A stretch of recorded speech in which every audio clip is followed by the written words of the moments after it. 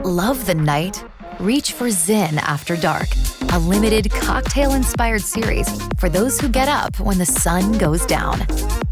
Try Zyn's Mojito, spiced cider, and espresso martini nicotine pouches. Find them at select retailers. Available while supplies last. Zyn After Dark. Bring on the night. Warning, this product contains nicotine. Nicotine is an addictive chemical.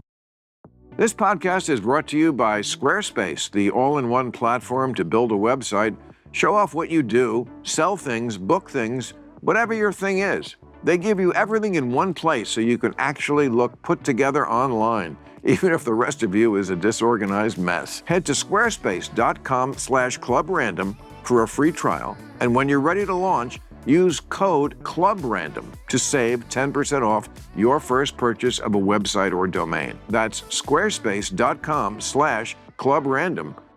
You know what nobody puts on their holiday shopping list? Fix my underwear situation. And yet, here we are, because at a certain point in life, comfort becomes a core value. Enter Wonder Balls. Look, I have them here. A men's underwear brand engineered for performance, built for all-day comfort, and crafted with men's health in mind. Your boys will thank you. Go to wonderballsusa.com and use code RANDOM for 30% off your first purchase. Shipping is always free. Isn't it time you feel wonderful where it counts? Well, in this month's Club Random Classics, we've rewinding to my dear friend Nikki Glaser. Razor sharp, obviously very candid, shall we say, wink, wink, and just always hysterically funny. From the little lies of Instagram and the real cost of showing up in Hollywood to aging, touring, why she's not interested in having kids. It's everything. Nikki cuts through the bullshit and her performance gets to the messy truth. It's sharp, it's always rude, as I love it, and it lands where it hurts and then makes you laugh about it. Hi! Honey, I'm home. It's so good to see work? you. Hi. Hi. Look at you. You look great. Thank you. It's been too long. It has been. It's probably right here, right? I think it was the last time in person. Hi. What's going on? You know. I don't know. That's why you're here. So What's tell been us. going on? I mean, Just I've busy? certainly seen you. You know, I saw your Tom Brady roast, which you killed it. Thank you so much for Like, that was- referencing it on your show. That was so nice. I did? You did. It was a great moment. I got so many texts about it, and then I watched it myself. Well, I mean, It was nice. there was a lot of You heavy... like stopped down to say nice things after you told the joke. I mean, it was so cool. There was a lot of heavy comedy hitters there, and you wound up the star of it. That's a Thanks. That's a Bill. good moment in your career. It was the moment. Like, I'm kind of at the point where I'm like, if nothing like that ever happens again, that's okay, because it was so big, and it was just a culmination of, you just get really lucky sometimes where hard work and preparation and chance come together, and that was that moment. It was just perfect. You look tan. I'm so tan. I got a spray tan on top of a spray tan. Why?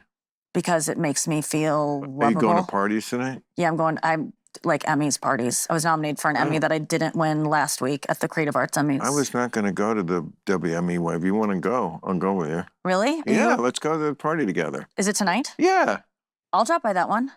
Where are I have to we go going to 3 other ones. Oh my, why do you have to go? Or you Because just I wanna go? RSVP'd and Oh, I want yeah. to get pictures, and that's Of just course, that's that's part of all right. this stuff. You play that game, right? I paid, $1,500 for a stylist, What? and then $800 for hair and makeup, $200 for a spray tan. You gotta, and I'm not making money off these parties. I gotta go get those pictures. It's how you prove to people you're doing stuff. Wow. It's how people know. I mean, you get it. It's So how out people of it. know that you're. Where people go, you're doing so well, and I go, based on what? And they go, just Instagram, and I go, yeah, it's kind of a lie. Like, I'll even look at my own Instagram sometimes and be like, she has it all. Well, I really will, and be like, wow, she's killing it. And I go, man, I got to remember that this is, when I think that of other people, it's not the case, which we all know. Instagram is a lie. I mean, that's the whole point of Instagram. Yeah. Is leading a virtual life, and look, I'm talking out of my ass here because do I do anything with it? No. No. But I certainly know enough about the culture and people on it and what people do to know that, and of course, going by my own bits, bits have to be true, don't they? You couldn't say anything that, but I know I've done bits about that. That the virtual world to a certain group of people, the younger set, is just much more important than the real world. Oh, yeah. And it's much more important to look like you're having a good time than to actually having a good time, which someone in my generation finds insane. Yeah, and I'm somewhere in between those two generations. Yeah, you because are. Right. I'll feel it sometimes where I'm like, I'm having a genuinely good time, and it's so glad that I don't have to document this. And then you think later on, you go, why didn't I? I need to tell, like, that was a waste of a good time because it wasn't documented. Like, I have that regret sometimes. I mean, that goes back to Madonna filming herself in Truth or Dare, which is when she was with Warren Beatty. We're talking about 1991, and Warren Beatty in that famous scene, he's in it for a minute, but he has the great line, like, why do anything if it's not on camera? Yeah. I mean, and that was a long time ago, but that just shows that mentality is not new. Yeah. It's just been brought to everyone, and no wonder you kids are fucked up. No, I know. It's so fucked. And I read something ages ago about it, and I found this really interesting, is that people are so depressed about their lives because we're on the same platform. Like, a person who's, a housewife in the Midwest is seeing her little square on Instagram pop up on the same device that Kendall Jenner's is, or Kim Kardashian or whatever. So you don't think of them as like, they're famous, I shouldn't compare myself. They're right next to me on this. Right. So it's like they're my neighbor. Like, we should compare ourselves to the people in our neighborhood, like keeping up with the Joneses, but you compare yourself to the next square you see, which is some, billionaire. So does that mean that you want to have the same number of followers as the Kardashians? That would be a success in your... I don't. I'm really happy with how I am now. Like, I'm really not looking to get any more famous. Like, of course I'll take it because I want money, because I want to survive in the apocalypse and have, like, to be, or whatever happens, I want to be able to protect my family, friends. Yeah. I want anyone in my family or loved one to get cancer and go, I'll take care of it. Don't worry about anything. You're going to get the best treatment. That's what I'm stockpiling money for. That's what I want fame for. Because the pressure is not that fun, like, to get more and more followers and not be able to go out and get recognized. That's not that great. Money is good when you're sick. I mean, that is true. Yeah. It makes a difference. But also fame. Oh, yeah. Doctors definitely... Try harder. You definitely want doctors who are fans. Yes. And not ones who are, certainly you wouldn't want one who wasn't a fan. Yeah. Or even indifferent, I feel, is like, you know what, I can find a doctor. Yes. Who can look up my ass and loves me already. Yes. And I just feel like it's going, like any place, it's like a restaurant, like anywhere, it's just going to be, why wouldn't you? It's not a dumb pursuit to want to be famous. I think we not ascribe so much, you're so vapid if you want to be famous, but it makes sense. You're more protected in society. You're treated better. It's great. What kid of almost any age doesn't want to be famous? A lot. Like, and when you were growing up and you had dreams of this, did all of your friends have dreams of this too? Because mine didn't. Mine were like, that's not my life. And I go, why would you not want to be famous? Isn't this... Yeah, but that's because I think the other kids, I mean, you probably recognize in yourself, even when you're a kid, what your talents are, where some kids think they're going to be world-class athletes. Yeah. Very few of them do, but some do. I was funny, and I was like, always knew I was going to do this. Yeah. So this comes with fame if you do it well enough. Other people's dreams don't come with fame, so why would you fantasize about it? Because you're not going to be like a famous anthropologist unless you're like the greatest one in the world. That's a good point. I can name a few, but I wanted to be like a marine biologist, but I was like, or work with animals in some way, but I was like, you can't be famous that way. So, and I wasn't good at acting or singing. So you wanted the fame first. I think I just wanted to be on TV. I think ultimately I was always attracted to comedy, and those are the people that I wanted to be, but I just didn't really know about stand-up comedy until you're lucky, started. Nikki, because That is ass backwards. You're supposed to like want to do the work and then, get up there and go, the fame is just a byproduct. I wish it didn't happen at all, but it's the work, which is bullshit. It's but bullshit. Right. There's no shame in liking fame as long as it's from something and at least part of you feels that, no, I'm glad it came from the work and it's about the work first. So, yes, you're lucky that you actually were funny because to just want to be famous, a lot of people do, but they got nothing. I had nothing. They got nothing. You have something. No, I had nothing. Well, so when I wanted everyone to be, has nothing to start. No, but I literally, I knew from a very early age I want to be on TV, and I tried to act in high school and tried to go away to, and I auditioned for all these theater schools, didn't get in any of them, getting feedback you're not good at this. But I wasn't passionate about it. I didn't realize what it takes to be a good actor because you have to like doing. I didn't like doing it. I just wanted to perform. And still want to be an actor? No. Right. No, to be honest with you. I mean, I'll do it because if it's fun, it's the people I want to work with, and it's a quick shoot, and it's not long, lonely days in Vancouver and a. Yeah, what would be good for you? They do a lot of these ones with a big cast, and it's a murder mystery. Yes. Bring me on for a day or two. You could, probably a little more than that. Sure. But be one of the people who could have killed the motherfucker who's dead. Yes. And let Daniel Craig figure it out, or whoever is the dude. And I love the Kenneth Branagh Hercule Poirot movies that he does. I don't know anything about those. What? I'm sorry. Oh my God, Hercule Poirot. You don't know who that is? Don't talk to me like I'm the hawk to a girl. Okay. I don't think most people. I'm not. He's a very young, famous. but I don't. I've never heard that reference. He's a very famous literary detective. Okay. Hercule. Oh yes, of course. Murder on the Orient Express, Death on the Nile. They made these movies in the 70s. Now he's remaking them. Okay. It's great because you can bring on 18 people. It's I'm telling you, you'd be really good at that. Okay, that's what I'll do. Because, I just don't, it just seems like a lonely life to be an actor. I don't like memorizing lines. I can do it. I get nervous around really good actors. What I want to do is a rom-com. I love rom-coms. And that takes more devotion, but you'd be great in one. I'd like to do it. I would devote myself to that. Well, first of all, you could just, and you should, because, come on, who's kidding who? It's just better to build it around your personality as it already is. Yes, it would be you don't need me. That's what I'm saying. Just I'm sorry, Jennifer Aniston's Jennifer Aniston in every movie, but she's brilliant. Almost everybody is. Almost everyone is, No. There's a level of actors who are the Daniel Day-Lewises of the world who are so horrible to work with. Are they? Is he? Or just obnoxious? Those characters. He might be. I have no idea. But as an actor, Christian Bale's and the guy from Succession, Kendall. Yeah. The guys that get into it and are the character the whole time. That's not fun to be around. Right. But I mean, to be able to do some of the things he's done, Lincoln. I mean, thank God for his talent, but. Yeah, well, I wouldn't go that far, but I'm just saying. I wouldn't either. There's a level of actor that does that. I can be Lincoln, and then I can be the guy in Gangs in New York, and then there's most of the other ones who are like you say, they're playing a version of themselves. Yes. Meryl Streep can come out of a Holocaust situation. Most people can't. Yeah. There's just a lot, and so they don't try, and they shouldn't try. And they shouldn't. And you shouldn't try. I will not be doing any period pieces. That's my. That's my.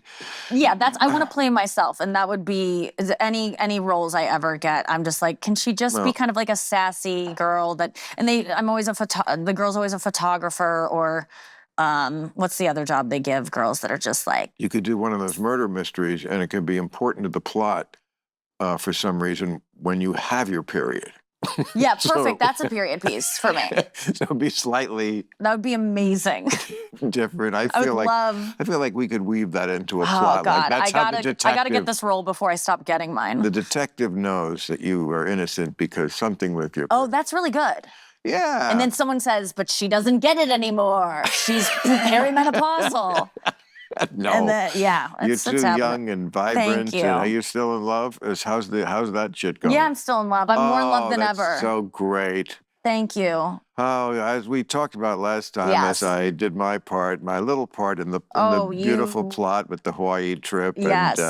I feel like when the movie is made, That will be a significant act right. of our film is the Hawaii trip of Now, you with didn't have us your together. period on that trip, did you? I probably lied and said I did to avoid intimacy, but No, no. Why, you just said I you're would in never. love. I would never. No, I'm so in love.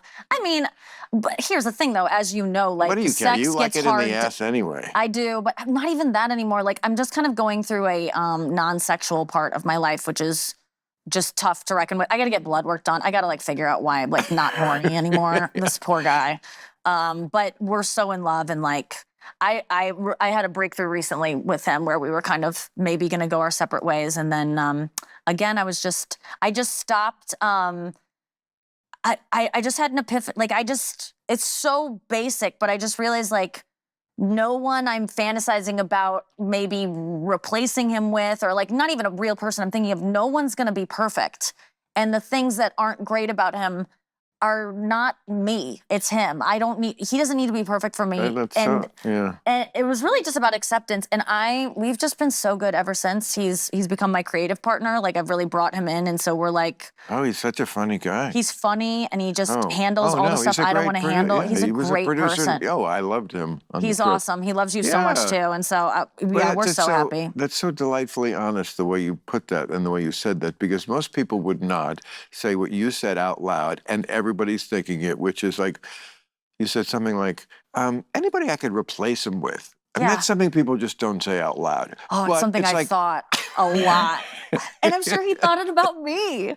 But, because it's crazy that we're supposed to be with someone forever. Give me a fucking break. Look who you're talking to. I know I'm preaching to the choir, but like, it's true. And he knows it's insane too. Yeah. And so we're just trying to be partners and figure it out. Look, and anyone can see. It's so hard for the people right in the middle of the eye of the storm to see, but I think the people on the outside certainly who see you, we know this is the guy. You're going to be with this guy forever. Yes. And he's going to be with you. You could just tell it about some couples. It's just like the electron and the proton or something. There's a connection. I really got lucky with him. Fucking up my chemistry, but no. Yeah, but you're so right. You're not going to do better. I'm not. And who are you going to replace him with? Justin Bieber? I mean, anyone I thought of is like someone that would require too much attention, kind of wants the spotlight. He's totally fine with me being like the shiny one and supporting it. And also, like, we got into like a huge fight once, which at a restaurant, but like a fight that no one else was witnessing because we were at a restaurant. I really recommend couples go to restaurants to like work on stuff because you can't get out of line if you're not drinking. Except when they do that. Except when they do. And I've had that happen. Oh, God. It's not cool. Yeah, no. We respect other people dining around us. So glad I'm not 27. Oh, my God. I wouldn't go back to 27 even if I could. Oh, really? Well, I mean, because life is full of crazy shit like that. Yeah. Like, some girl like storming out of a restaurant and you following her. And did you used to do that? Oh, so did I go out with girls who got super drunk? Oh, of course. And then when they got drunk, they relived every fight you ever had. And yeah, did guys with psycho girls?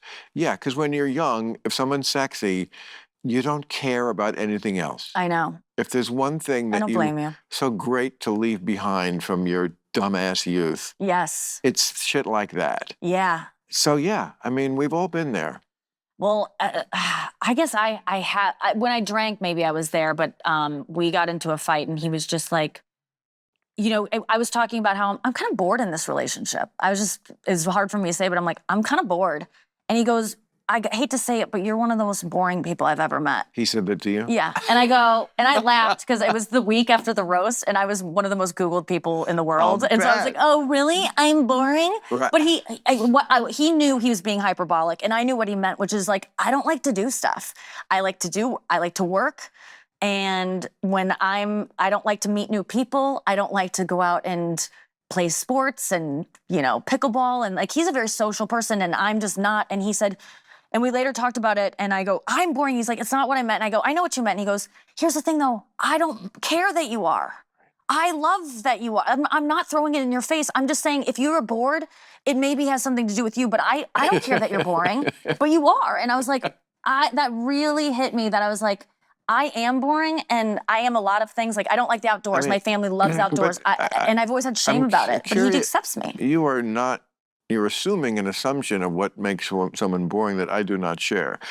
Going outside, all activities. So funny, I just read a quote from some celebrity in the tabloids, because I read the tabs. Of course. I think it was Zoe Kravitz, who was talking about when she first got together with Channing Tatum, and she said to him, almost what you're saying now. She said, I just want you to know, I don't do stuff. I don't do activities. I don't do things. And I thought, I totally get that. Yeah. I don't do a lot of activities either. My days of traveling, except for stand-up, really, I'm not going to Paris again. I've seen it 3 times.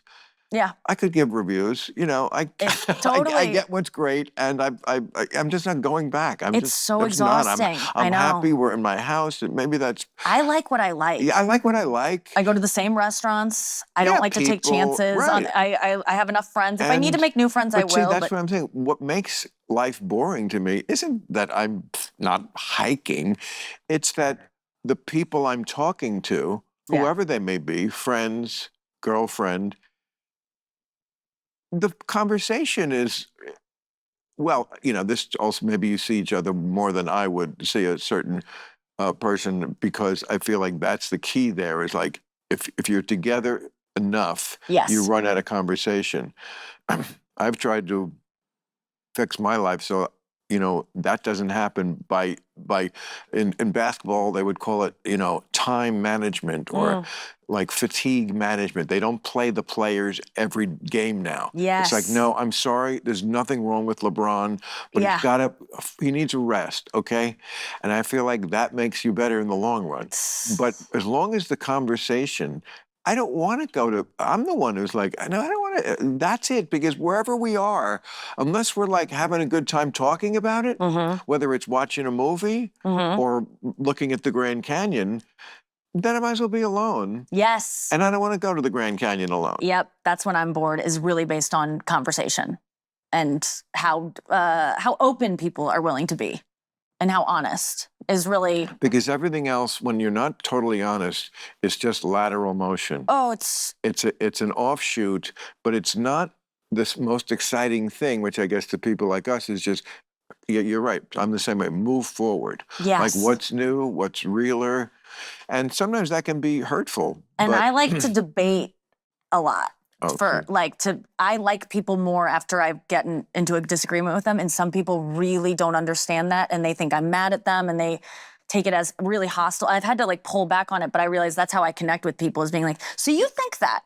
Okay, well, let's examine that. No, I really want to, and oh man, people can shut down. I've lost some friends over it because they're like, Nikki's too much. You and I would be terrible together. Oh, we've debated before, but it's good because you like it too. But I'm just saying, like, in a girlfriend, that's like the exact together. Yeah, I couldn't. It would just... we would. I'm too old. No, it's not. Well, it's that's not mainly that. You look great. It's not that. Thank you. It's that. And by the way, neither one of us is thinking of replacing you with it. But I'm just saying, personality-wise, that's like the opposite of what could ever work for me. Really? Yes, in a friend. I am what my mother used to call a pipe and slippers guy. Okay. I didn't think I'd become one, but that's what you are. Yeah, I like comfortable. I don't like. I love to be told new information. Yes. I totally don't mind being told I'm wrong if you don't do it like an asshole, and if you can show me why. Then it's like, oh, great. I thank you for stopping me at this moment of my life before I went out and said that. Yes. To more people who would all think I'm stupid, so thank you. And that happens. It does. So it's not about that or ego. It's just like, I just like to be comfortable and just tone. Love the night? Reach for Zen After Dark, a limited cocktail-inspired series for those who get up when the sun goes down. Try Zen's Mojito, spiced cider, and espresso martini nicotine pouches. Find them at select retailers, available while supplies last. Zen After Dark. Bring on the night. Warning, this product contains nicotine. Nicotine is an addictive chemical.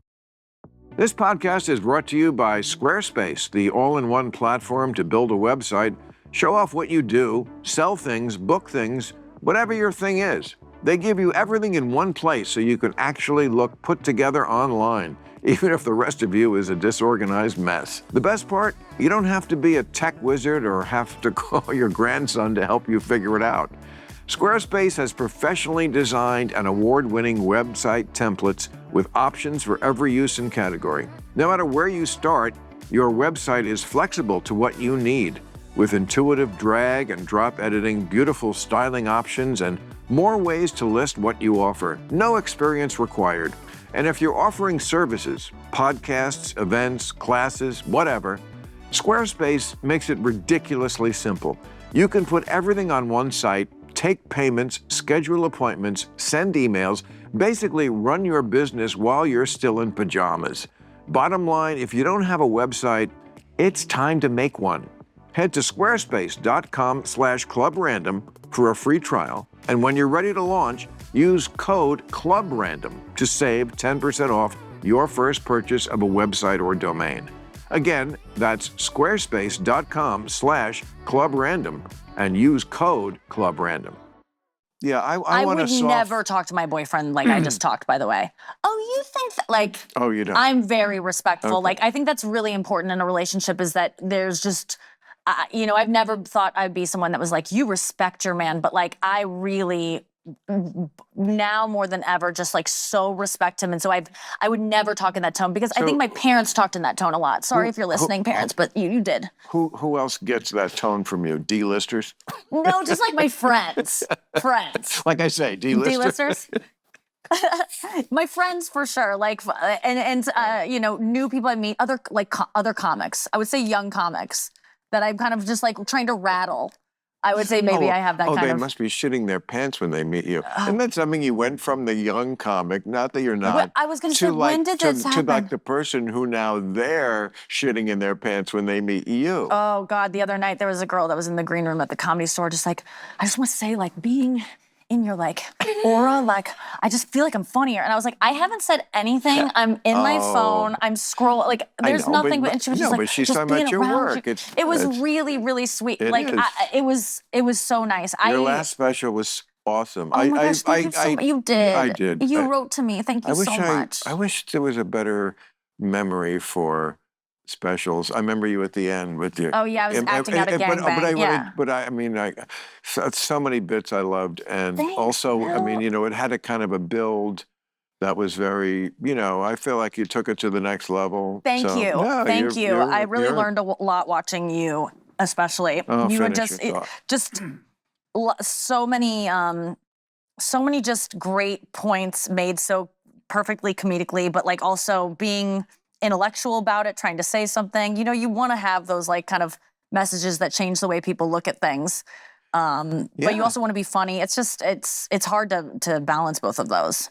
No, I mean, it's kind of like this discussion we're having here. Your honesty about, especially the subject that is most sensitive of any, because when you think about it, the person who you let in as a lover now is potentially, just by that act of letting them in and loving you and loving them, just by that, they are now your worst potential enemy. Potential. Yeah. Because they have things on you. Oh, yeah. And ways to hurt you that no one else does. Yes.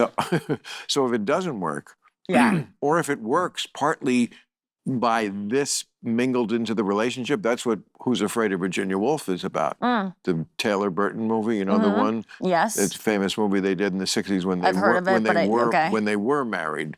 Elizabeth Taylor was, the Angelina Jolie of her day. I mean, nobody was bigger. And Richard Burton was her fifth husband or something. I mean, she was like, the paparazzi were kind of invented for her. Oh, that's right. Yeah, I mean, she was the original that. So she and Burton, they met on Cleopatra. She left her husband at the time on the movie she's making, and it was the most expensive movie in the world at the time, like $1 million.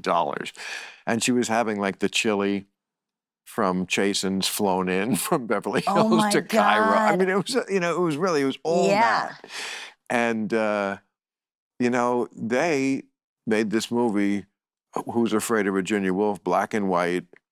I think she got the Oscar for it. And it's just a couple who they are just always saying the worst things to each other, but it's also what keeps them together. Oh, yeah. It's an amazing study. You'd like that. I definitely should watch that. Yeah, yes. they were, and he's a professor, and so he's not really doing well, and he doesn't really turn her on, and she flirts with other guys in front of him and belittles him for his achievements, and then, he just takes it and what? That just sounds awful. Too close. Yeah. I mean, I could have been in something like that. But yeah, we go to couples therapy now, and that has been the most helpful thing. I never thought he never would go to therapy on his own. That was in your show, wasn't it? And then we did it on my reality show, just like as a bit for the show. You got to go do shit on the show when you're someone who doesn't like to do stuff. Wait, it's called a reality show. Are you saying what I think you're saying? I'm saying that it was invented for the sake of the show, for us to go, but we still see that same therapist from the show that we went to as a bit for the show. 3 years later, we still go to her. And we go every week, whether we're doing well or not. Because we used to just go in for checkups, and now we go in just consistently. And it's just like, I recommend it so much. What does the ref do in this situation? We literally she goes, how are you guys doing this week? Yeah. And then we will not have said any of this shit to ourselves, because no matter how much we're like, let's get ahead of it and just like, next time, let's not let it pile up. It will have piled up because it's hard to say things in the moment when your feelings get hurt and the person's busy and you don't want to bring it up. So we get a list of things that we go in with, and then we just air them out, and it gets like to the point where it can get a little ugly. Not ugly in terms of being mean, but like, whoa, wait, you think that, like, both of us being like, how could you ever think that I would say it? And no matter what, we always leave like so in love with each other, even if it's not resolved, because we've just said the truth, and we both somehow are able to see each other's sides of things. Like, I just have really worked at being like, think how he feels in this moment. Like, he's not trying to be mad at you for no reason. Like, you actually hurt him. He's hurt. Validate that. Right. Like, whether or not he has reason to be hurt in your mind, he's hurt.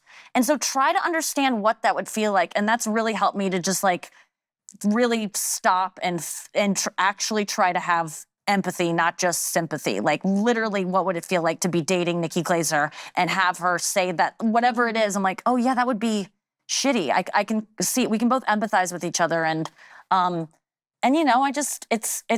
the best. I recommend it to everyone. I would have never thought it would be so helpful, but it is. It's saved us. How does it then affect the sex life? Like, when you come out of those sessions, do you want to like tear each other's clothes? Yeah, kind of. We're kind of like, oh, you're so cute. Like, you got so, like, I'm very horny for like him being emotional and him being vulnerable, and so I'm usually kind of like horny for him. But then it's always at like 1 p.m. on a Wednesday, and we have to like jump into meetings. So by the time it's like nighttime, it's faded. So do you think there'll ever be a time when you won't need a third person to hold his dick to make this happen? No, I think we will always need a little, like, I always will need a trainer. Like, I'm never going to work out on my own and do the things I need to do. Even though I could. I know what to do. But I'm never going to do it. I need someone to tell me what to do. Like, for me to be in the best shape of my life, I need to go to classes and I need a trainer. I won't do it on my own. So I just feel like, yeah, I think we'll always have this chick as our third. It's just, but who's to say that will last forever? Like, I think that's the other thing that made me feel so much more comfortable in this is like, it doesn't have to be forever. Like, it's just for now. But do you kind of like being an alcoholic, just for today. Maybe this is a crazy idea. Okay. But just to go in the complete opposite direction and say, you know what, maybe we're overthinking the whole thing, and we're, just sort of institutionalizing normal goings on in life, weekly checkups.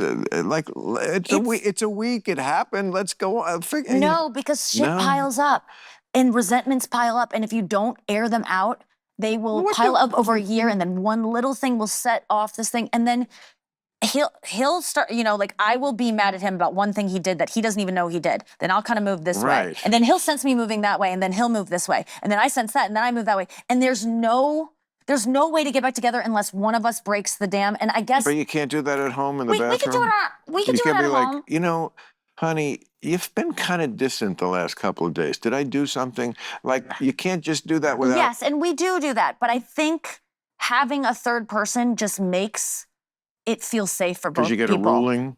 We get someone who, like, you can't say crazy shit when a person is, like, But you she can. takes sides. No, but she will be like, Nikki, you sound like you, like, the last week she was just like, Nikki, you kind of just shut down and just said sorry, and it doesn't feel like you, it just felt like you were just, and I go, well, of course I'm just going to say, yeah, sorry, I won't do that again, because you heard him. He never reads a situation wrong. So if he never reads this, like, she kind of had my back in this moment. She saw a moment that he might not have seen and made me kind of stand up for myself. It's just, we both... Do you ever get mad and argue the call, like Earl Weaver back in the 70s, go out there and kick dirt on it? Yeah, I can't believe you said that he was right about that. And then you get thrown out of the session. No. But sometimes we fight so much, and she's like, guys, and screaming over us. But I generally, I'm not trying to sound like pat myself on the back here. I go so that he feels represented, because I want him to have someone on his team, because he's new to talking about his feelings. He's new to, like, exploring the reasons why he might be doing these things. I've been doing this shit since I was 18 years old, like, in therapy, picking apart why I act the way I act. I'm more versed in it.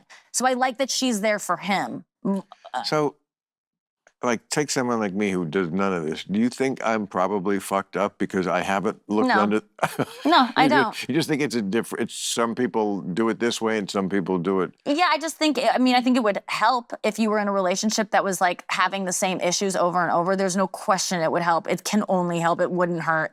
And so I think that it's just a different way of doing things. But if I would absolutely recommend it to anyone. I don't think it's like meditation. Like, it's not going to be horrible if you don't do it, but it really will add a lot, and you won't know until you do it. I mean, at least that's what I've heard about meditation. I don't do it. Yeah. I used to. I'm the same way. I was on Sam Harris's app, like, addicted to it for a while. Really? Yeah, I know. And I got away, and then I just haven't gone back. Women love that app. It's so good.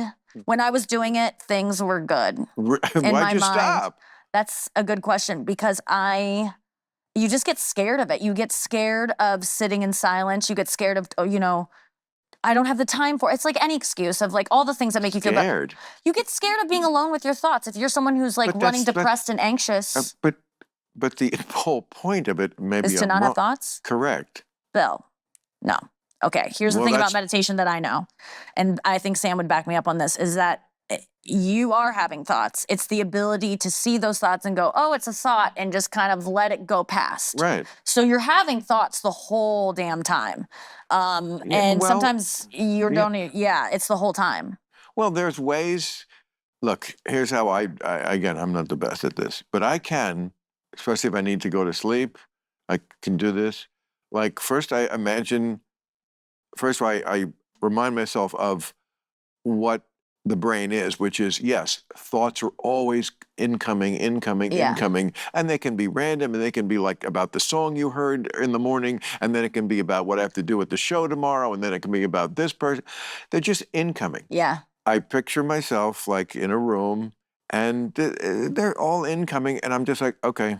I push them, like, okay, I'm not, you guys, I'm not killing you or hurting you, I'm just pushing you back. That's so healthy. So just to know where I am, and then you do have that boring thing, your mantra. You're not supposed to say, but it's just something. So if you have a song stuck in your head, no, you're not saying. You're just saying the same word over and over again. Mm-hmm. That's boring. And then if you close your eyes, you don't see blackness. What you see is like patches of light, and it looks to me like the universe. And I imagine, it's a complete recapitulation of the universe. It's just a little patch of light against the complete blackness, but that's probably a fucking galaxy forming. Yes. And so all this boring shit that's like, now if there's a day that's going on where there really is something troubling, I am definitely not good enough to keep that thought out. No, I mean, but in a normal day, I can, because it is just, and what I try to tell myself at the beginning is, whatever these thoughts that are coming in, just remind yourself from the beginning, you probably won't be thinking about them at all in a week. Yes. Maybe not tomorrow. Yeah, and definitely not in a year. So, I've been having this thing lately where I've suffered with it forever, but just instant regret of, why didn't I? It's usually with work things like, oh my God, it could have been so much funnier if I would have told Bill that story or said that clip. Or, oh my God, there's a line I had that was perfect. That would have been so perfect. It would have been clipped and it would have gotten a million views. And I'll beat myself up about it. And I just lately, and I can spiral on those. Lately, I've just been like, you have to put that podcast away. It happened, and you don't get to open it again. It's, I mean, you don't get to. I just came from taping real time. That's every Friday night is I could have said or I should have said. And what do you do with that? Exactly what you're talking about. You have to, it's tough, you know, if you're a perfectionist and you want the show, you know, I always want the show to be as perfect as it could be. I mean, like, okay, so yeah, you're like, oh, damn. And I feel almost like personally bad to the audience. Like, oh, I could have given you this. They don't even know better, it. And they don't know it, of course. And people go, they loved it. And I go, but they don't know how much they could have loved it. They would have loved it even more. Exactly. You really want to be there for them. Yes. You want to be their hero. So it's like, I feel like was I denied? Yeah, absolutely. The audience loved the show. You could just tell. Yeah. And it was a great show. Al Franken was there. Lots of funny stuff. A lot of funny stuff to talk about. So much this week. Yeah. But yeah, you're going to have those moments, or in not just in our professional life. I have it in my personal life. I'm at a party and I leave. Oh, I should have. Yeah. And the French have an expression for this. It's called l'express escalier, stairway. Yes. And it means literally the thought you have on the stairway. Oh, God. As you're leaving. And then you pause. The apartment, like, oh, I should have. Oh, I'll get like a feeling through my body that kind of just like radiates like a pain. Like Chris will sometimes in bed, I'll just go, oh, and he'll go, what? I go, I just should have said this thing that I didn't. And there's a great joke that I just left and there. You just got to tell yourself, nobody wins 11-0. If you win at all in life, 7-5. I know. You know, and so you got to leave it on the table. I know, I can't either. And there's nothing you can do. Like, just let it go. Because if there's something you can do right now, like, do it. But like, you know, there's been times once in a while you can say it next week. Exactly. And that's what I've learned is like, just store it away from the next time, or just tell it anecdotally. I could have said this thing, and then it's funny. Sometimes they're gone because it was of the moment. Yes. And there's no way to get it back. But you know, look, I've never been the type of comic who deliberately writes. You know, that's like some comics, that was their thing. Maybe you do it that way. No, I do not. I don't either. I never have. Right. There's no record of my work anywhere. Really? You don't write it down? I write it in my phone. Like, I jot a note in my phone, but I don't write like a sentence. Okay. Wait, what do you do? You write? You have notes. Yes, I've always tried to be vigilant about when we are just fucking around and thinking of and just getting high, really. Mm-hmm. And something funny comes up. Yeah, write it down. Just write it down on a little cocktail napkin. Yeah. That's all. I have reams of cocktail napkins. Do you put it in your phone? You're a phone guy? No. Old school. Old school, okay. Computer. Then I, put it in the computer. And, okay. But at a party, you'll just you just find like if you sit. I'm not going to do it. I mean, there was a time in my life when I was always doing. Oh yeah, we know that guy. And when I was first starting, I had two, not just one, but two little mini tape recorders. Remember the ones with the in each of my jacket pockets, because I would, if I was doing an hour. Oh yeah. Oh, it would run out. So I'd have to somehow on stage turn one off and turn the other one on. Oh I tried to do it surreptitiously too, like just. But I was obsessive about like listening back to every set. That's so good. Everyone should be, and they'd be great. Those days ended a long time ago, but I don't need to do it anymore. But you don't. But so when you come up with something on stage now, what happens? Are you recording it? Do you go back and listen? No, I go over the set immediately when I get off stage, and I usually remember if there is something, and then I get a transcript and see it. Okay, I'll do that. I usually just tell the audience, hey, will you guys just DM me the words lobster ravioli? I'll know what it means. Like, I'll literally tell them, because I go, I won't remember that otherwise. But it's, and then. Well, I mean, some bits, lots of bits, I would need one word, because there's no like bad way I can say it. Yes. There are other ones that it really depends on, like almost the most precise order of the words and stuff. And if you say it wrong, it just is not going to have the same effect. Those you kind of have to. You have to script out. Yeah, I do. Yeah, I do that eventually when I'm doing a special, because then I bring in people to like actually help produce it. And there's like, where's the script? And I go, I don't have one. And they go, we need one. And then you start typing out and go, oh, this is a mess unless I have it exactly worded the right way. The way I edit comedy, mine and the writers, is just like trying to be aware of, like, with comedy, you can't go from A to C or D. Like, you're feeding them a certain amount of information. Sometimes they need very little to get started. Johnny Depp got divorced. Yes, okay, that's all we need. Yes. We don't need to explain a lot. You're so right about but this. you can't go from that to whatever. You have to feed them this. Okay, now I've got this, and then I have this grasp on this, and now I can hear the punchline.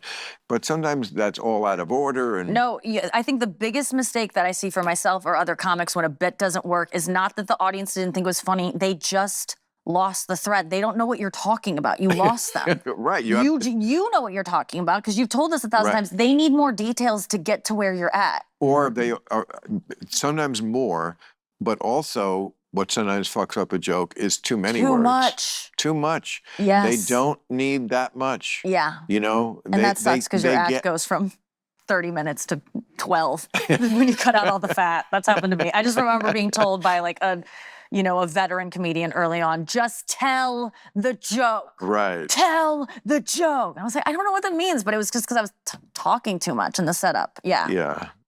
The quickest amount. Like, people that just go up and your first joke should always be the smallest to me. I'm so scared about getting that. Joke? Yeah, the first joke. I want to laugh as soon as possible. Yeah. So what do you do? What do you use? I mean, I used to use, like, I just turned 35 in June of 2017, like something like that. That just kicks you. Like, your age is never going to be something that you can't go then talk about what's going on in some kind of very quick thing. I remember as a starting out comic, I hated it because unlike now where you're a known quantity, you don't have that awkwardness at the beginning, like, who the fuck are you? Yeah. Yes. It's just a rotten feeling. It's a bunch of awful. people looking at you at a comedy club. They just went to see comedy. Yes. Who the fuck are you? And you're right. You want to, my opening line in like the late 80s, I think, was like, I'm from the East. And then I would say like, Japan or something. It wasn't that funny. No, that is funny. And then I said it funny, I think. And then it'd be like the Osaka area. I'm from back east. I'm from back east, Japan, something like that. That's so good. And I need to bring that back. And then I would go right into I think my impression of a New York City cop at the crucifixion. That was my second joke. Show's over. You know what nobody puts on their holiday shopping list? Fix my underwear situation. And yet, here we are. Because at a certain point in life, comfort becomes a core value. Yeah, true that. Enter Wonder Balls. Look, I have them here. A men's underwear brand engineered for performance, built for all-day comfort, and crafted with men's health in mind. Whether you're traveling for the holidays, working through the chaos, or just parked on the couch pretending you're resting, these move with you and stay comfortable all day. They're made with an ultra-soft blend of cotton and modal natural fibers that are breathable, durable, and smooth. Seriously, don't these just look comfortable? I would model them for you, but it's not that type of show, and I hate to brag. So better to just buy them yourselves. 4-way stretch, moisture wicking, seamless, tagless, zero chafing. Plus, it's a small, family-owned U.S. company with 50 years of brand building, so you can feel good supporting a small business this holiday season as they are, supporting you in return. Because the balls. With 4 styles and a toxin-free, ultra-soft design, your boys will thank you. Go to wonderballsusa.com and use code RANDOM for 30% off your first purchase. Shipping is always free. That's code RANDOM at wonderballsusa.com for 30% off. Isn't it time you feel wonderful where it counts? Oh my God, that's so fun. Yeah. And that gets them right away. I mean, those two are like it's But a it bad. took me like years to get just, Years. like I don't know, 2 or 3 years before like I even figured that out. Like just Yes. do something right away that don't. Right away that makes them trust Yeah, you. don't fumfer. They don't, because they have no trust in you when you first walk up there. The second that they, like, you can No, feel it's- them relax when comedy is just about because everyone in the audience is like, I can't believe they're just talking. Like, I'm so nervous for them. I would never want to do this. So Right. you have to remember everyone's feeling that tension for you, no matter how Right. good you are. I mean, maybe at our level they're not. They know we're going to do a good job. But I think Right. even then, the audience, whenever I go see people, I project onto the performer and go, is she nervous? What's she thinking? And like the second you can just let them know, like, I've got this, I'm in control, they relax. I mean, I think some people have that feeling. I think you're giving a lot of people a lot more credit than me. Yeah, maybe I just think like. a lot of people are, first of all, like in a comedy club setting. Yeah, you're right. Some of them are rooting for that because it's interesting. Yeah, that's a good point. And other people are just like, I mean, I don't know. I went to the Comedy Store recently, or the Improv. I've dropped in on each of them sometimes now. Do you do a set? No. You're just going to watch? It's so much fun. It is. It's but funny. Comics are funny. why don't you do a set? Oh, Why are please. you never doing sets around town? I don't know. Why? Because you don't need it. I don't need But isn't it fun? to To do kill? at a comedy club? Yes, Bill. No, I don't It want to. is. I promise you. You need to be First of doing all, spots. Sometimes this was late. There was like 40 people in the audience. Yeah. I don't need to. No, I don't need to go to Gold's Gym to work. Yeah. Okay, so you just it's like- drop in on shows and just sit Look, I and don't watch? drop in like anyone else. I go up You to just the go, door. you get a ticket. I don't get a ticket. They let me in. Okay, yeah. Okay. And then you just go, you sit and you watch. Yeah. Oh my For God. like an hour or I something. love that. Like I'll be out to dinner with some people and I'll be like, I don't want to go home. Yeah. And we're not going to go to a movie or, sadly, not a bar anymore. And, Yeah. we're not going bowling. And I mean, Wait, why sadly not a bar? Because I don't drink. No, I don't really drink. I Yeah. think I'll have a drink now. Okay, yeah. But mostly I don't. And Yeah. I certainly wouldn't drink after dinner. Yeah, okay. I mean, I never did that. You're really a drunk if you do that because, You mean with dinner is when you drink? Is when you no, drink. well, no. I used to, and when I was a real drinker, Yeah, me too. I would drink before dinner because you want to drink on an empty stomach because it works It works so much better. so much better. So to me, like as soon as you had the food, your night was over. Because Yeah. it kills your buzz. So many times I'd be out to dinner with people and like I'd have a drink before dinner, probably a second one, and then the food would come. Everybody's eating, and I don't want to lose my buzz. Yeah. And like the meal is over for everybody, and I have not touched it. And the waiter goes over and says, "Was there something wrong, sir?" And I'd be like, "No, no, nothing's wrong. I'm just a slow eater." And then I would either wolf it down or Yep. take it to go. But it was deliberate so you wouldn't lose your buzz? Totally deliberate. Were you an alcoholic? Did you have a problem? No. That sounds like someone No. has a problem if they're like trying, like. Oh, God. No, I don't think you have a problem. I'm No, not no. accusing you. I know you don't have a problem. I've been around Well, you too much, first and of you're all, too successful. Oh, well, now I have 3 drinks a week. So my problem is I Man. can't drink because I'm too old to when you're 68 years old, you're on a short leash. No, You I used to can't. love That's the drinking only so reason. much. And I never had a problem. A problem is like I can't stop. It affects my work. I had a problem like any normal person. Like I drank too much because I could get away with it. Had a great time. Also made me act like a douchebag sometimes. Yeah. But I was at 35. I was probably still gonna act like a douchebag anyway. What? No, I get what you're saying. I wish I could. I stopped drinking 12 years ago, and I would love to be someone that just has 1 or 2.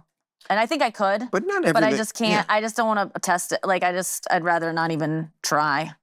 Because it's just too risky. There's too much to lose. It's so funny because I feel like I know your parents now, and I Yeah. know your upbringing, and I know your house, and I know that life. I mean, middle class, great, nice people, kind of mid-American, party. white girl life.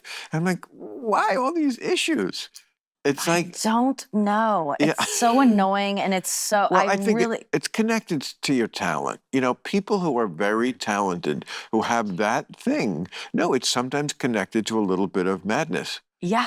You know, you, Hitler. I'm just saying Thank there are you. people, thank you, who like, they were a genius at some things, like he was with commanding a crowd, Right. like Trump. I'm not saying Trump's Hitler. No, you're not. No, Hitler actually fought the Russians.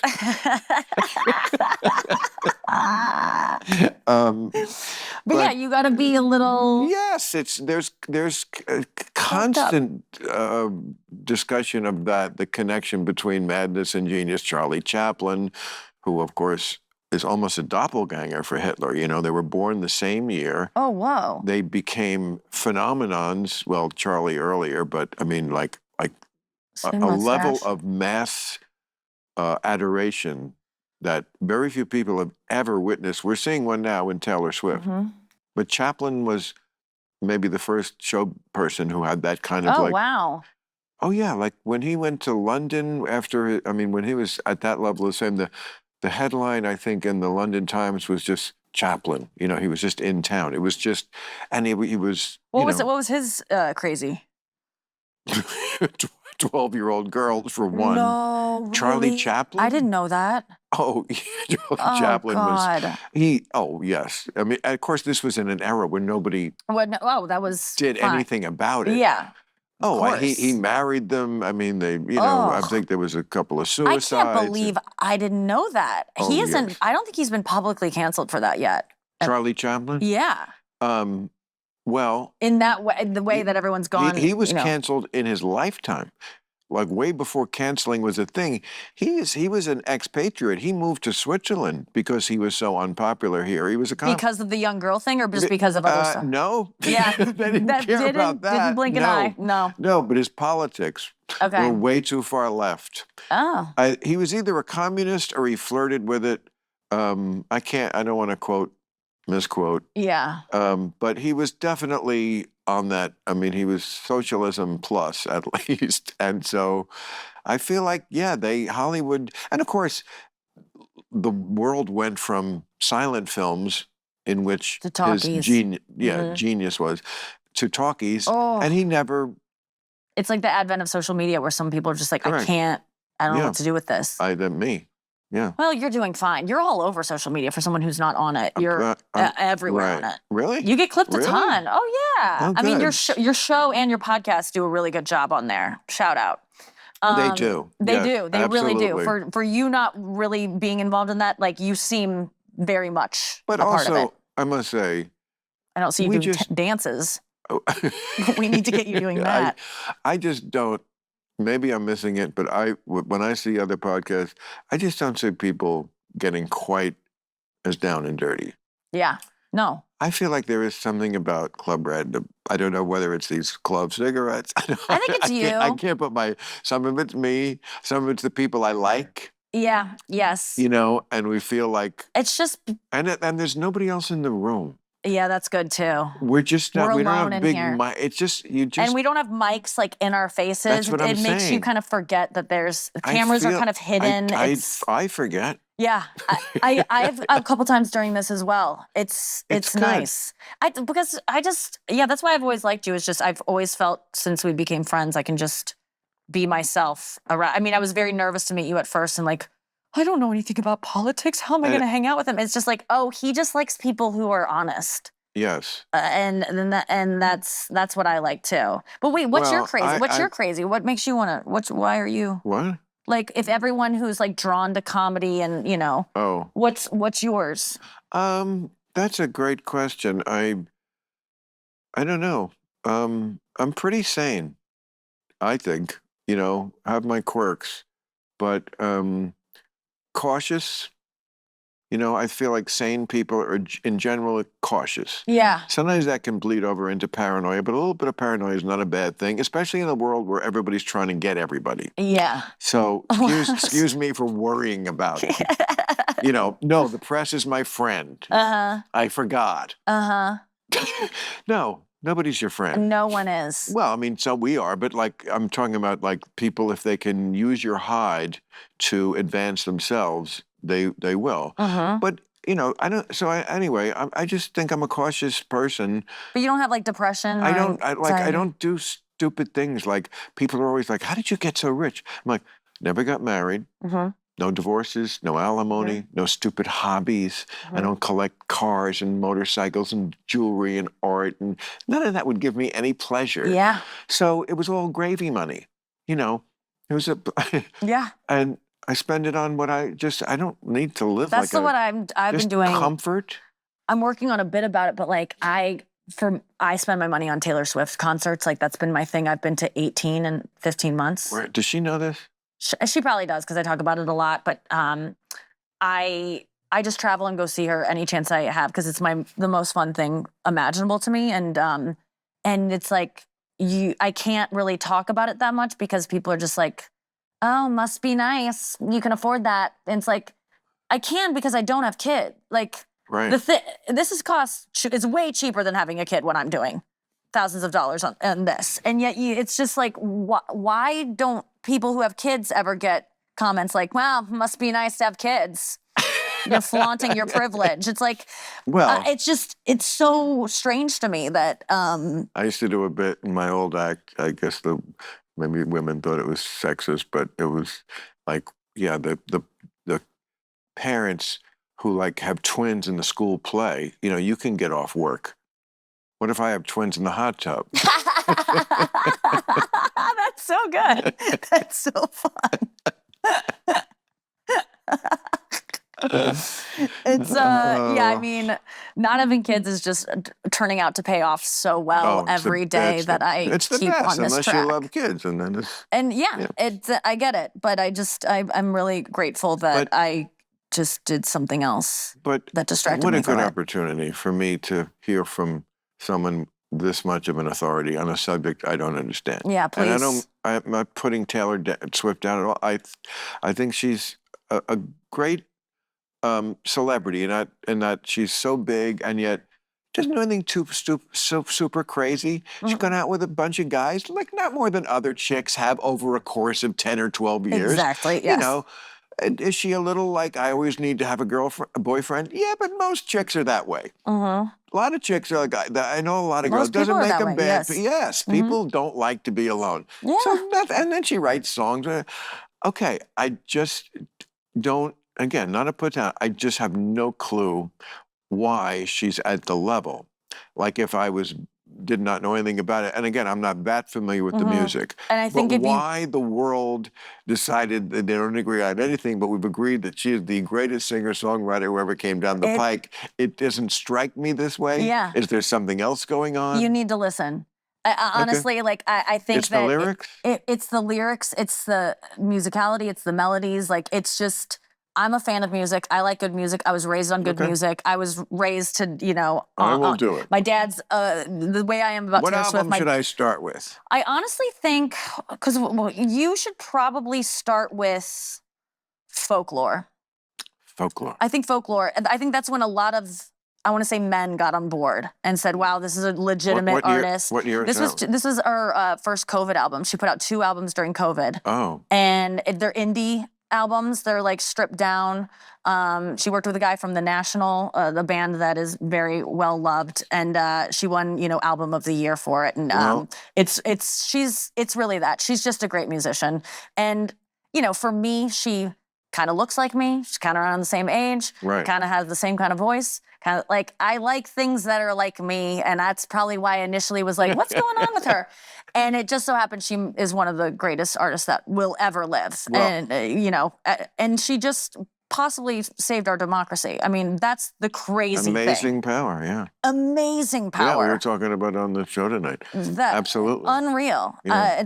And I was a fan for a really long time before it really caught on like it did, and it's very validating to now be like, I'm not so crazy. But I am. I really, it's not normal. I mean, you can probably list on one hand and still have one to give somebody the finger, the number of people who got to that level. And again, Chaplin, I would say, is one of them. Maybe Frank Sinatra. Michael Jackson. Elvis, the Beatles. I mean, the Beatles. But, had real cultural impact. And, I mean, it's, so, okay. Yeah, it's the music, though. It's, I want to say, like, oh, she really speaks to the woman in me and speaks about breakups and love and emotions, and it's all of that. But it's really, I mean, there's just no question she's just a brilliant musical artist and just knows how to write a hit. Wow. And just Well, yeah. I like Sparks Fly. It's a great song. Are there more like that? Yeah. Okay, you're a fearless girly. Okay. What does that mean? Fearless. Fearless is their first album. It's their second album. If I wind up with one of those fucking bracelets, I'm going to fucking beat you over the head with it. I will be sending you a bracelet because I really think, Fearless and... Come on, not the bracelet. Fearless and Speak Now are going to be your albums. But not the bracelet. It would look so cute on you. It really would. No. It would be such a nice touch. Nikki, please.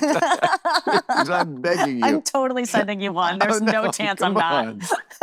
Come on, but thank you for being open to it. That's all I ask. I'm totally open to the music, and I should have listened to it before now. I don't know. Whenever something came on the radio, like Shake It Off. If you like... I mean, there's a song I do have heard. Yeah. And that's a song that made me go, what the fuck? Well, she wrote that song. Okay, but like, listen, it's okay to not like Shake It Off. Okay. I'm not saying I don't like Shake It Off, but it's okay to not like Shake It Off. It's just one of many different kinds of songs she has, and she's capable of a lot more than that. But that was that was a moment, yeah. But you're gonna get into it. Do you like going to concerts? That's another thing that I'm going to put under that list of activities. I thought it was... it's like, I've been to concerts and I do love them, but it's a lot of mishigas getting in and getting out. It is. And, and the encore. And lines for the bathroom. And yes. It's a lot. It's a lot. And getting out of the parking lot and, I know. Should we beat the crowd? But no, you want to hear the best. It's a lot of people, some drinking. Yeah. I don't think, I mean, that they filmed the Billy Joel concert that he's been doing. Oh, yeah. Forever at Madison Square Garden. One of my all-time favorite artists. There's a genius songwriter. Oh, yeah. Have you been to Madison Square? No, because I saw the thing on TV. Because you saw it, and it was nominated for an Emmy against me. And, did I feel it in my bones the way I would have if I was, but no. Kind of. Sometimes. But it's good enough. It was good enough. It's good enough. Yeah. That's what I tell people about the Eras tour because I don't have to smell his sweat, I'd take your word, he sweat. Watch the Eras movie if you have Disney Plus. Just watch that. That'll give you that'll take you through her whole catalog. She's gorgeous. Made for me. It's really nice to watch. Put on the background. Somebody who needs to be brought up to speed on the whole thing. Watch. Eras. It's 3 hours long, but just put it on. Sure. And work your way through it, and you'll have a good time. Great. That's what I'll do. But I'm. So it's like the best of each era. Yeah, that's what she does. And each era is an album, so it's 10 or 11 albums at this point, and she just goes through each one, and it's awesome. Well, I'm sure you will meet her someday. And we have a little surprise, Nikki, backstage. Oh, can you imagine? She's been crouching there the whole time. Tell her. I honestly got a little nervous. Yes, she knows you're a fan, and she wants to personally give you Oh, no. I am so happy to be a fan. I want to stay. People are like, when are you going to be friends? Of course I'll be friends with her if she wants to, but I'm not forcing it. And I love being a fan. No, I did do some jokes about, my boyfriend's a football player. Yeah. Which I've seen him. Do you think that... I've scrolled past it angrily and said, I'm not going to like those. No. That made you mad? No, of course not. Okay. You're always it hasn't started yet as we're talking about this, but by the time this airs, it will have happened. I do, for Thursday Night Football for Amazon, I do their after show. I do a speed roast of the football game that I write during the football game. And then do a little kind of... Wait, where is this? Where am I going to see this? On Amazon Prime. The Thursday Night Football, on their after show. I just watched it. Yeah. So did you do it Thursday night? No, I'm starting this next Thursday. Oh, good. I didn't miss it. Oh, perfect. Yeah, it'll be a 3-minute roast of the game. And I don't know anything about... I'm learning about football. It's honestly, I'm trying really hard, but it's a really complex game. But it's fun. And I'm looking to get obsessed because Taylor Swift's not going to be on tour forever, and I need a new thing to become obsessed with going to because I really like going to stadium. So things. The 18th time, not over it in any... Not over it at all. You get to dress up like her. You get to like dance and sing all night. I'm not thinking about any of my problems. I feel young. Who do you go with? I bring like friends. I bring my mom's been to like 8 shows with me. Wow. I brought my parents to, we went to Dublin, we went to Zurich, and we went to Amsterdam 3 times. Like I just followed her around the summer. And then I bring out friends. I just fly out friends that I think like, I'd like fly out you. I'd be like, you can be convinced. Come with me. And then... Would you go? If I have to give in on the bracelet. You have to wear a bracelet. But yeah, I bring people who are kind of on the fence, and I go, just come with me. Okay. No, I'll watch it. Okay. Yes. I mean, look, if I wouldn't leave the house for Billy Joel. I can't afford another ticket, to be honest with you, Bill. So that was a false invite. How much are the tickets? I mean, they're crazy. I'm going to try to go front row in Miami, and I think it's like maybe going to be $10,000 for one ticket. Right. But... You know, I don't... You can get front row? You know, they're resellers that are they're marked up on StubHub, but I'll wait till the day of and see what happens. But yeah, I've spent a lot. I think the most I spent is like $7,500 a ticket for my mom and I to be front row one time. And it was so fun. And I never get tired of it. And people go, what does she do differently each time? I go, you already were in the front row? Yeah. And did she acknowledge you? There's so many people in the front row. It's a big stage. No. And I wouldn't expect it. You didn't think you saw a little something in the eye like, oh, hey, Nikki Glaser. I don't even want her to like look at me. I just feel like it'd be too distracting. No. Oh my God, that's what they used to say about Jesus in the old religion movies. They would just be a glow, and the camera couldn't even show it because he was Jesus. Oh, wow. And then the people would just look down. I almost feel that way. I know, it's disturbing. Because... You know what's disturbing about that? Like, if she said, vote for Trump, then he'd win.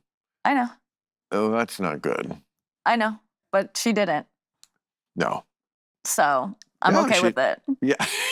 I'm okay with her power, but, as long as she's on the right side of things. I think I said this tonight on our show. Trump, that's a cult, but so is this. It is a cult. And, you know, maybe a cult leader can be, you know, good for good and not evil. I think she generally is. That's why I say I have no reason to put her down or desire to, and I always have the greatest respect for success. Matter if you're at a level of success that's enormous, that always has my attention, my respect. Yeah. I could look at it and go, well, you know, that's because people don't have great taste. I could. I'm not saying about yes. her. I certainly have said that about other things that were massive. Not everything popular. that's massive means it's great. No, I agree. And a lot of times it's not. You know, most of the time it's a bad sign if it's massively popular. Don't get me started on writer's embellishment, Hot Pockets, I don't know. You know. Many things that our friends have appeared in. Yeah, and things, and cultural things that people think are great milestones that I don't. Yes. But I do respect, and I do respect what she has achieved, and yeah, you're right. This, you know, elections that we have now are so close, razor sharp. I mean, Trump won the first one. He pulled an inside straight, and basically with, 70,000 votes or something, was it, across 3 states? Something so small. I mean, she registered like 400,000 people. I mean, right there could be the difference. I mean, it's insane. That's a number. Well, that's how many people went to the link. Did that many people register from the link? That's what Possibly. I read, but I don't. Oh my God. I don't know. But that makes me sad. Like, how is this the reason that you do it? And I'm glad it's the reason, whatever gets you to do it. But really? So do you get like is there a fan club, a newsletter? Is there like the Beatles used to put out a special Christmas album just for the fans. Not an album, one song. They would sing some chanty or something. Oh, yeah. And do you have something like this with the Taylor Swift? She does stuff she's constantly doing stuff for us. Like, she sees us. That's another thing that's like. But there's no formal club? Oh, there's no formal club that she's created, but there's clubs which we have created as fans ourselves. And what if forums. I wanted to join the club? You could absolutely be, yeah. No, only if it was a formal club. I'm not just fucking around. I want the Christmas record. She's not giving us any, no, she gives everyone equal stuff. I don't think there's any club where you get like special releases or something. Do you want my prediction about the love affair? Yeah, I have one too, but I'm not going to share it. But yeah. I think I've said this, Harvey Levin and I have a gentleman's bet about it. He's going to dump her. It's just what guys like that do. They get the fuck stink on them of like a celebrity woman, and then they're a made man for the rest of their life, and that's what's going to happen. It's like, Pete Davidson, as soon as he got with Ariana Grande, he was a made man for the rest of his life. And I feel like this is what's going to happen. What if I ruined your night? Quite possibly. I think Travis is different. I think he's different. I've met him. He's a very nice guy. Oh, he's a charmer. He is a charmer. He's very talented. I just don't think I think Taylor Swift isn't. You just don't let something like that go. Like he knows what he has. Spoken like a true cultist. Truly, you don't get better than that. Well, and of course, you don't know what goes on. I mean, you only know her from afar. You don't know what she's. Yes. I mean, no one knows what goes on. Speculate all day, but yes, in of course. a relationship or what people are like. Mm-hmm. I mean, why do you think he's stuck if he's the one?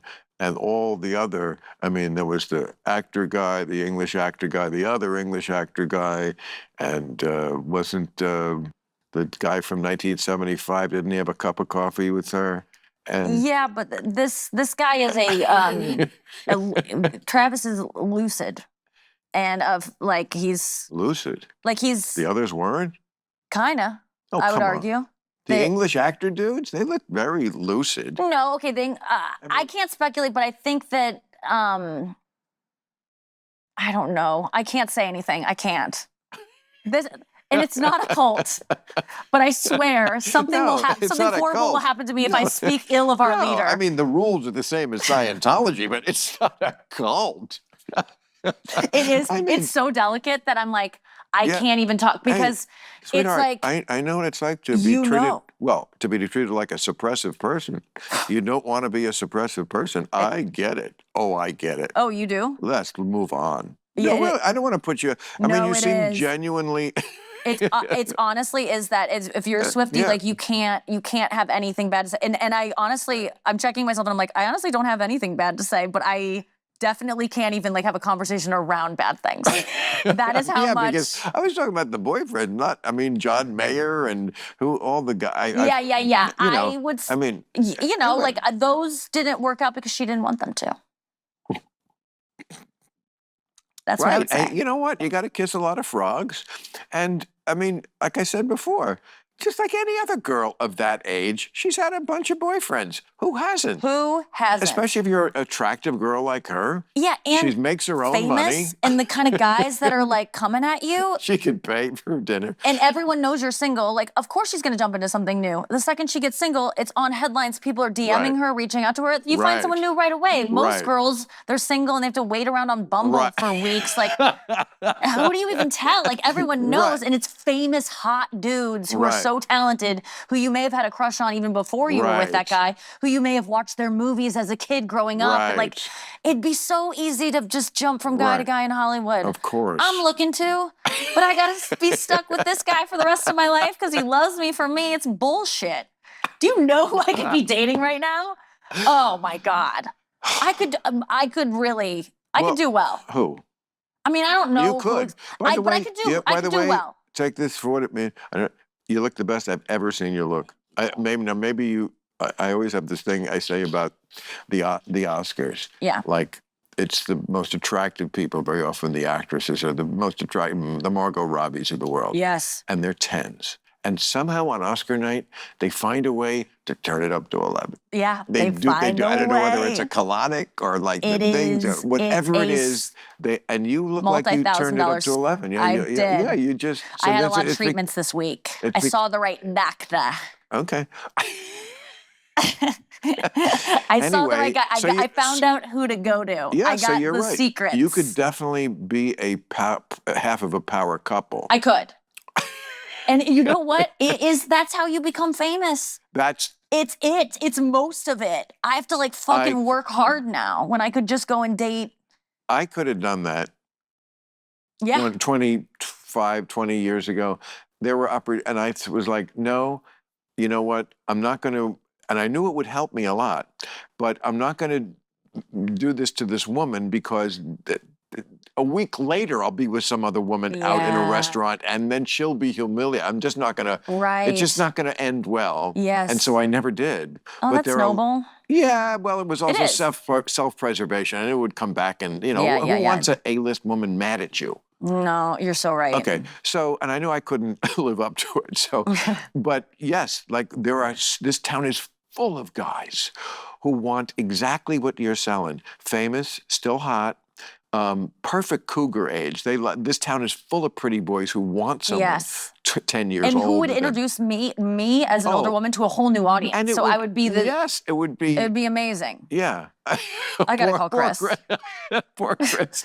Chris if he's supportive of my career, he needs to step aside. I mean, I love him, so I feel like it was a terrible thing to say. But it is true. Let's do it. Let's act it out just as a fantasy, because I think you could be with, let's see, who's available? Jake Gyllenhaal. I think he's in something. I don't think I could get him, to be honest with you. I'm too like a foul-mouthed comedian. I'm not going to get an A-lister. Like I might get a young A-lister, but not an old. Maybe. I don't know. I don't know either. I really don't even. I just know that I could have some fun and be photographed with some people, but I don't know if anything would last or anything. But that is a big part of it. I mean, I remember Chris Evans. Oh yeah. Got with Jenny Slate. Yes. Oh, that was so big for female comics that day. That broke. We were like, we can do it. He likes us for her personality. A guy like that. No, I mean she's stunning, but I mean like it was still like so. So if that happens, okay, I think we have to think of that as the model. Yes. So if that happened, I don't know. He's a newlywed, so he's not on the market. But, no, he's not. But who's in? I think I know who you're thinking. I know. Listen, I've thought about it too.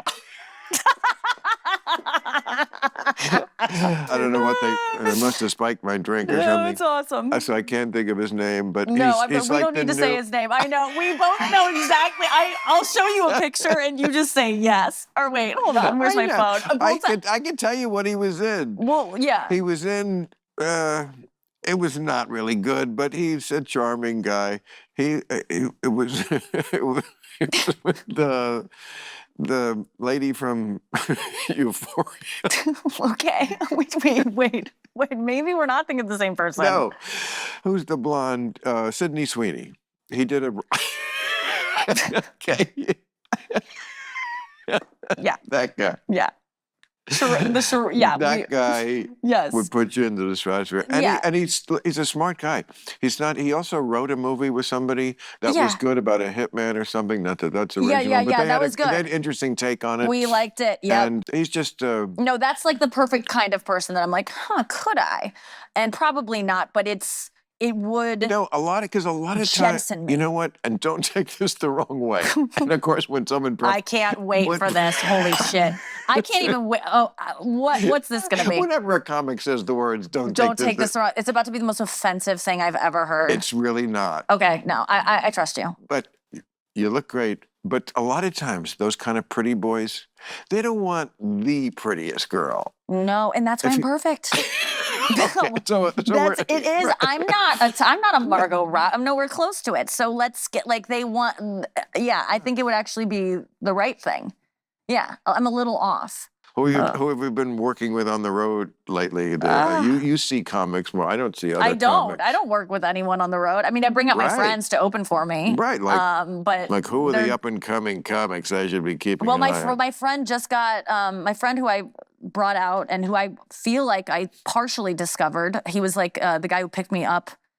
I was doing the Comedy Attic in Bloomington, Indiana. The Comedy Attic? Yeah, in Bloomington, Indiana. Great club in Bloomington, Indiana. Years and years and years ago, probably 8 years ago, and 10 years ago. And he picked me. He was the door guy that they sent to go pick you up at the airport. And he instantly was my friend on the car ride, an hour and a half from Indy. I love this kid. I gave him a guest set that weekend. I'm like, you do comedy? I don't even need to see it. You're great. Let's do a guest set. He became my opener on the road for many years, up until even recently. And he just got cast on SNL. Oh. Emil Joachim. Wow. Yeah, so that was really exciting. Mentor. He's this young, 26, I think, and he's a cast member. By the way, the Comedy Attic, I have to say, of all the comedy names, I've used for comedy clubs, yeah? like the Comedy Barrel, or the Uncle fake- Chuckles. Laugh. That was a pretty good one. Wait, the Rooster Comedy T. Addict. Feathers is one of my favorites. Go Bananas. I think I worked at Go Banana. Oh yeah, Cincinnati. Yeah. Oh man, I was in Atlanta last weekend at the lovely Fox Theater, I believe it's there, and played it many times. And for some reason, when I was driving in, I just was like flooded with memories of the first time I played Atlanta. Oh yeah, what club? It was 1982. It was, what was it? I don't know. But it was run by 3 Italian guys. And when I say Italian, I'm not Even saying family. Yeah. that there were any connections to, but who knows, But it was 1982, and they were from Cleveland. That's where they had, I think they had the comedy club in Cleveland, but Cleveland is cold, and there were probably turf wars, and God knows what. And they were like, let's find paradise. In Atlanta. In the South, where the women are easy, and it's warm. And they opened this club, and it was like when the comedy was just first burgeoning like that. Right. And so like the audiences were so good. They were just, they were like, they had been starved for laughter. You'd think they'd never laughed in their life. That's so fascinating. Yeah, you would never go somewhere just to laugh. Like it was. Oh, and they were, I remember doing it right before I did my first Tonight Show and thinking, oh my God, I am the greatest comic who ever got on a stage. And they were it's just because they were, it was a new thing. Mm-hmm. And I think we did 3 shows on the weekend nights. Oh yeah. Oh yeah. 7:30, 9:30, and 11:30. Oh my God, brutal. Where you don't even remember what jokes you've done on the other shows, so you start almost repeating yourself. Well, that's a nightmare. A nightmare. I have such a fear of that. I only did it once my whole life. I do 2 shows nights sometimes. But it was so traumatic. And I go, and I'll be in the middle of a joke, and I go, did I already say this? And they're like, no. I'm like, oh, I'm too old to be doing 2 shows in a night. You just quit, and then you don't do jokes that you think you did. And but if you do 2 shows, you have to stick to a script. I know, and I don't have a script. Right. I'm always just picking willy-nilly. That's all. That's how I do it. Wow. And so, I that's what I'll See, you're a real artist. Oh. You just get up there and wing. I do. It's lazy. I mean, it goes back to the same bits, right, that you've done. Oh, yeah. But it's not off the top of my head. No, that would be hell. I'm not that kind of comic. But it's all stuff that I've thought of before, but it's just like I just pull from it as I go. And just again, that's like, it's kind of like I was just talking about getting face stuff done. Like I like the risk in it. Like I don't have a fucking safety net. I don't have a set list written down. Like, what am I gonna do? Like, and if I get too comfortable, I'll have a little weed before I go on stage because I go, then it's gonna be really hard to figure out what I'm gonna do next because I'm like high and like I like the adrenaline of like what's gonna happen. I could die. That's why I kill on roast. That's why I kill on like live, like doing, couches on late night shows, like stuff where you have to have like a script memorized and you got to nail it and it's live and everything can go wrong. I really thrive in those settings. Well, I mean, that's when I first, this story, but I saw you do whatever was the ones you used to do, Bruce Willis or whatever.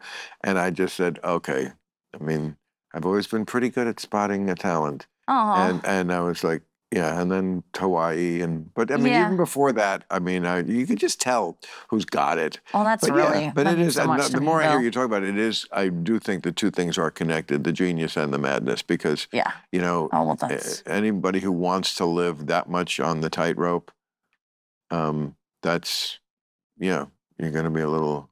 You got to be a little crazy. I don't do well with like safety. But I think the. What's his name? I think I got a chance. Yeah, definitely. Because I think because those pretty boys, it's almost like the usual, the conventional male-female dynamic is very often reversed. Because for them, it was easy always. Right. Most guys, like, it's the greatest sunum bonum in life is that you can get a girl who you want to have sex with. What did you just say? The greatest good. What was it? What did you say?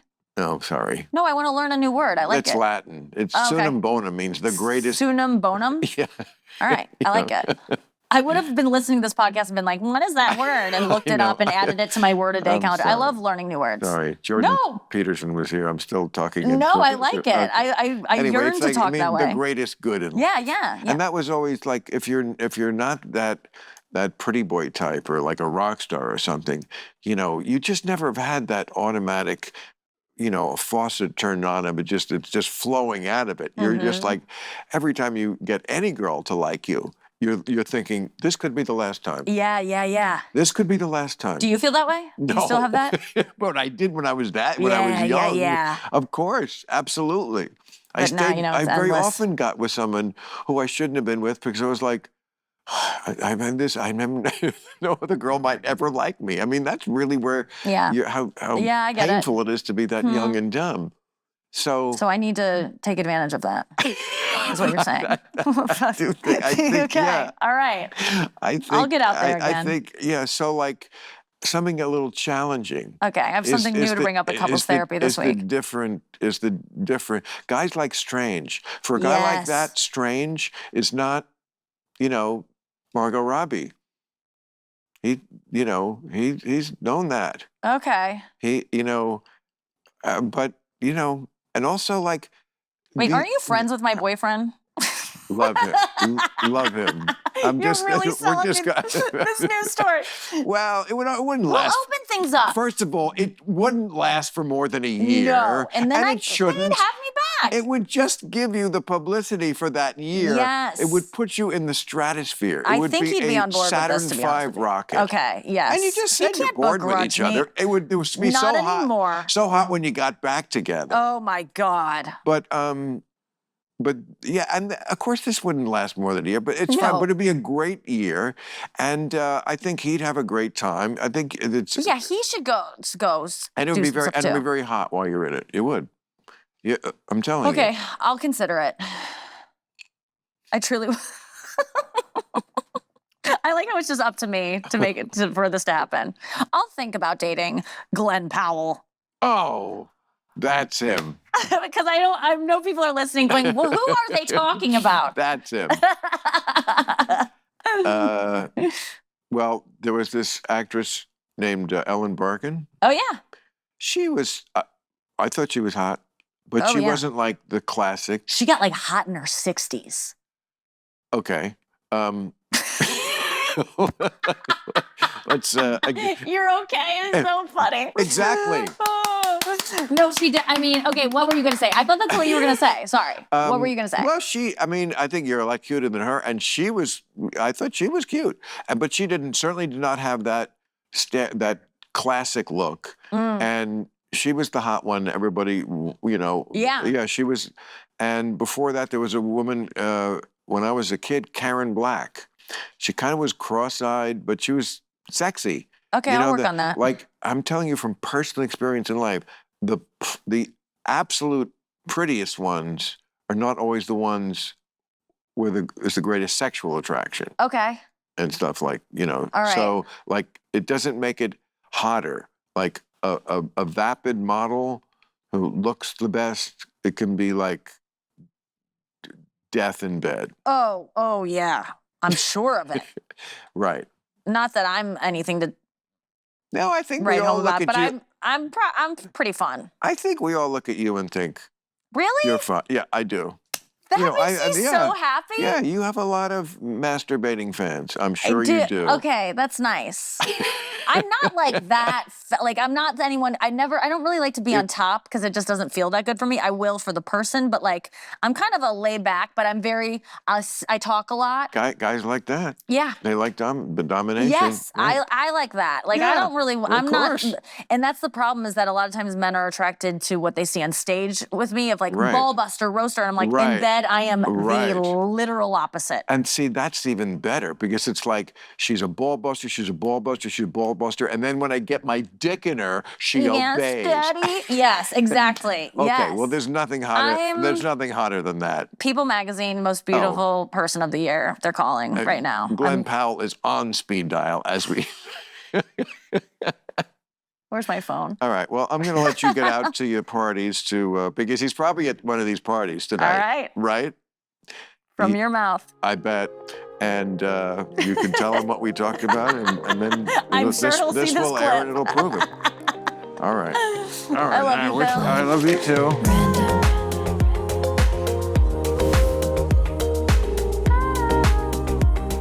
I wish you could have been more open and forthcoming, but Today. yeah, you know, I've been hurt before. it's great that I could pry it out of you. Close